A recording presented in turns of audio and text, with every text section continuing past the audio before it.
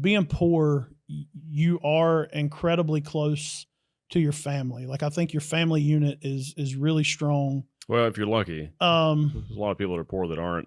Yeah, that's true, yeah. and I think that's different now because I think that I think you've got a lot more outside social influences like drug use and lack of health for mental care and things like that. I think there's a lot of other things going on that just poverty in general. Yeah, and but it's crazy because the things that I loved as a kid, every now and then I still kind of miss it to the point. So here's a prime example.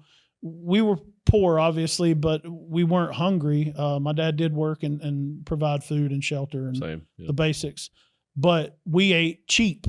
Mm-hmm. And so the Stouffer's makes like these Salisbury steaks. Yeah. And like one night a week we had Stouffer's Salisbury steaks. And I swore when I got out of the house, I'll never eat these motherfuckers again. And they come with so much gravy in them. There's like 5 steaks in a box or something, or 8, whatever. Yeah.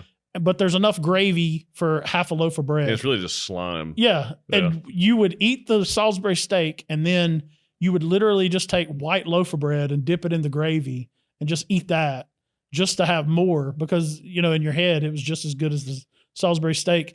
And so I actually just out of shits and giggles, I grabbed one time and I was like, I'm going to let my son have this. You know, we try not to eat shit like that because I'm fortunate enough that I don't have to.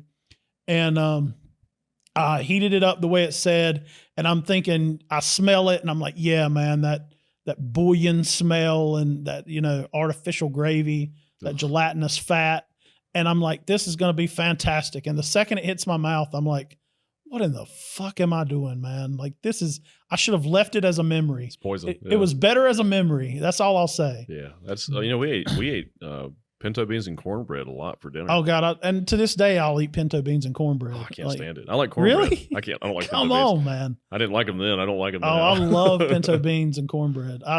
Cornbread especially, but cornbread's great. And not only that, if cornbread was ever left over, which was rare at our house, you take that stuff and put it in a little bit of milk, and man, it's like a dessert. Yeah, that's great. Yeah. Yeah. But talking about milk, you couldn't get caught doing that because milk was only for breakfast.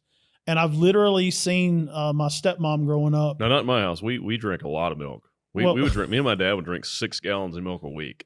Yeah, you guys, you should have strong bones. I do. Actually, when I lost my leg, my surgeon said I had the strongest bone she'd ever seen. Yeah, she's like the bone saw was smoking, trying to cut through your leg. And I was like, that's disturbing, but it's awesome. Yeah. Yeah.